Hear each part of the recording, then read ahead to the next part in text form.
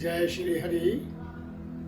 मंगलम भगवान विष्णु, मंगलम गरुड़ध्वज, मंगलम पुंडरीकाक्ष, मंगलाय स्तनो हरि। प्रिय बंधु, बड़ा ही पावन त्योहार रक्षाबंधन का त्योहार आ रहा है। 31 तारीख को रक्षाबंधन का पावन त्योहार मनाने का निर्णय लिया गया है। रक्षाबंधन वैसे तो स्वतः में अपना नाम से ही एक इसका शब्दार्थ और भावार्थ निकलता है। रक्षाबंधन का मतलब क्या है? भाई बहन से कहती है कि आप मेरी रक्षा करें, मैं आपके हाथ पर एक ये रक्षा सूत्र बांधती हूं। रक्षा सूत्र बांधने से भाई से प्रतिज्ञा कराती है कि जीवन पर्यंत आप मेरी रक्षा करेंगे। भाई बहन को वचन देता है, मैं तेरी रक्षा करूंगा। ये रक्षाबंधन का पावन त्योहार ये सतयुग से प्रारंभ है, जिस समय देव और दानव वैसे तो आपस में दो बहनों के पुत्र हैं। इनकी माताएं आपस में द्वितीय और अदिति बहन है। एक से राक्षसों की उत्पत्ति हुई, दैत्यों की, एक से देवताओं की उत्पत्ति हुई। दैत्यों का राजा बलि था। राजा बलि ने अपने मन में एक संकल्प लिया, मैं इंद्र के सिंहासन पर विराजमान हो जाऊंगा और तीनों लोकों में मेरा राज होगा। तो इसने स्वर्ग के ऊपर में विजय प्राप्त करने के लिए विजय यज्ञ प्रारंभ किए। शुक्राचार्य जी की अध्यक्षता में अनेकानेक विद्वान ऋषियों के द्वारा 100 यज्ञ पूरे होने पर इसका संकल्प पूरा होता। 99 यज्ञ पूरे हो चुके थे। तब देवताओं की माता से जाके देवताओं ने निवेदन किया, हे मां, हमारा शत्रु राजा बलि अगर इस यज्ञ को पूरा कर लेगा तो जीवन पर्यंत हमको उसकी शरण में रहना पड़ेगा। आप किसी प्रकार से भी यत्न करके भगवान को प्रसन्न करें, क्योंकि उसके भय से हम इस समय कंदराओं में छुपे हुए। तब माता अदिति ने एक पयोव्रत का संकल्प लिया और कठोर तपस्या करना प्रारंभ किया। उस तपस्या के माध्यम से भगवान प्रसन्न हुए और भगवान ने उनको अभयदान दिया और कहा कि हे माता, मैं आपका पुत्र बनकर के राजा बलि के इस यज्ञ को विश्राम दिला करके, रोक करके मैं आपके पुत्रों को राज्य दिलाऊंगा। जानते थे राजा बलि जैसा कोई दानी नहीं था। भगवान ने वामन अवतार धारण किया, बहुत सुंदर स्वरूप बना करके जहां पर राजा यज्ञ कर रहा था बलि, वहां पर पहुंचते हैं। उनके सुंदर स्वरूप को देख करके राजा बलि के जो द्वारपाल थे, उन्होंने कहा, कहिए विप्र, हे बटुक, आपको किस वस्तु की आवश्यकता है? उन्होंने कहा, हम विज्ञान ले आए हैं, लेकिन हम आपके द्वारा नहीं, आपके राजा के द्वारा हम विज्ञा प्राप्त करना चाहते हैं। बोले, राजन तो यज्ञ कर रहे हैं, बीच में उठेंगे नहीं। बोले, जिस यज्ञ को, जिस देवता की प्रसन्नता को प्राप्त करने के लिए वो यज्ञ कर रहे हैं, उनको बोलो वो हमको दान देंगे तो उनका यज्ञ पूरा होगा। द्वारपालों ने जाकर के राजा बलि को कहा। राजा बलि प्रसन्न हो गया, मेरे द्वार पर ऐसा कौन ब्राह्मण आया जो सिर्फ मेरे द्वारा ही दान लेना चाहता है? राजा बलि ने वामन भगवान के स्वरूप को देख करके बड़ा प्रसन्नित तो कहा, आपको किस वस्तु की आवश्यकता है? वामन भगवान स्वरूप भगवान विष्णु जी ने राजा को छलने के माध्यम से कहा कि हमको किसी वस्तु की विशेष आवश्यकता नहीं है, हम तप करना चाहते हैं, हमको 3 पग भूमि चाहिए, लेकिन वो हमारे अपने पग से नपी हुई होनी चाहिए।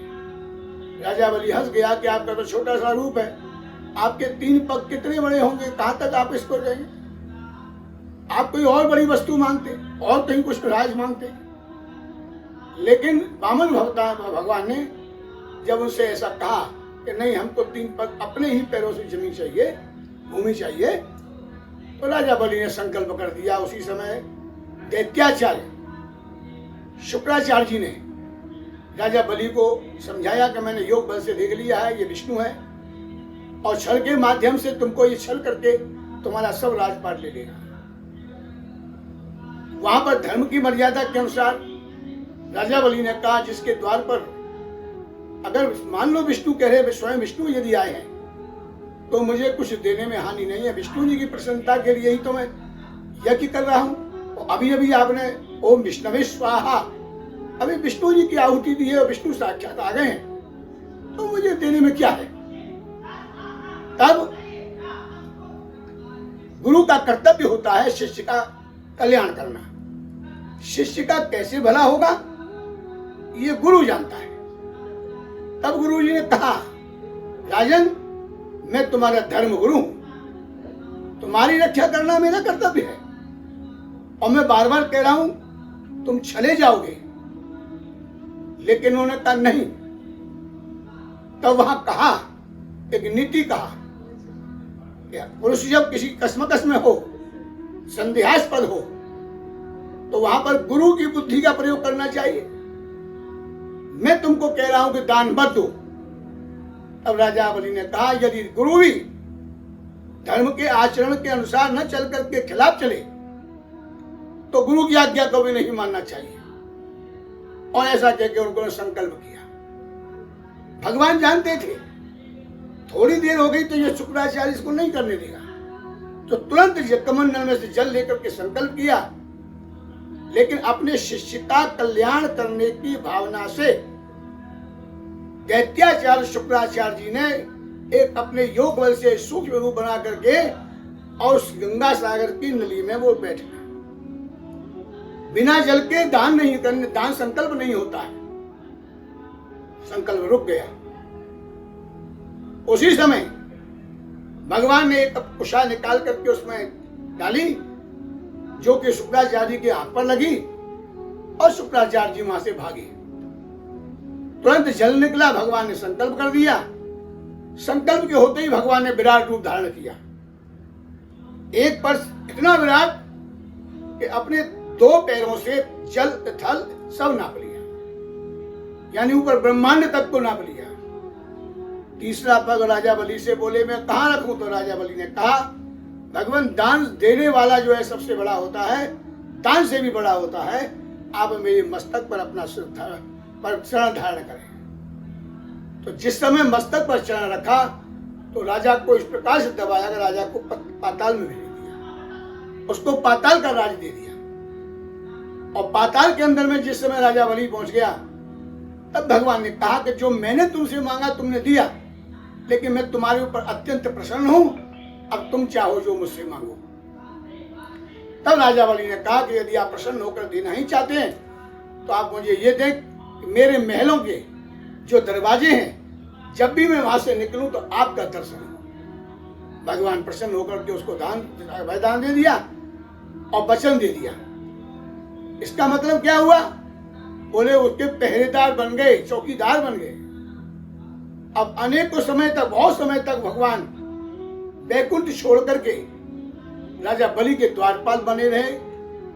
उधर लक्ष्मी जी परेशान हो गई कि मेरे पति कहाँ गए।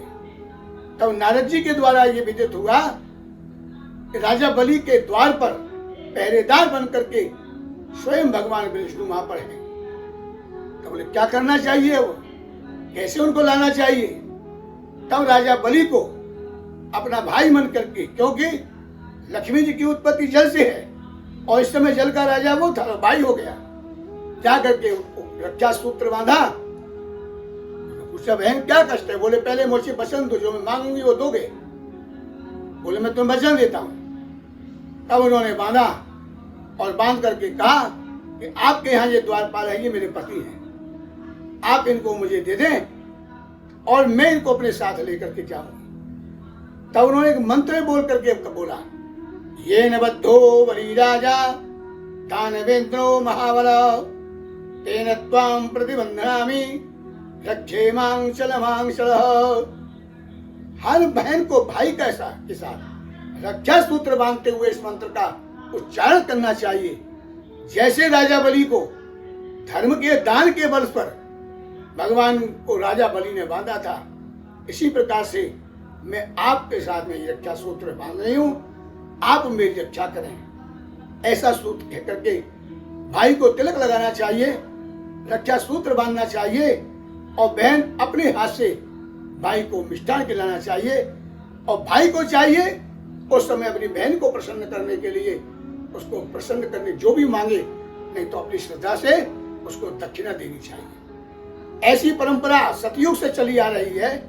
आज भी हमारे यहाँ रक्षाबंधन पावन ये त्योहार है। इस बार रक्षाबंधन 31 तारीख को मनाई जाएगी, तो 30 तारीख को भद्रा है और भद्रा में कोई किसी प्रकार का, ये राहु की बहन है, ये निश्चित है। और इसका कार्य क्या है? यज्ञ का व्यवधान डालना, रोग पैदा करना। तो इसलिए भद्रा में कोई शुभ काम नहीं किया जाता है।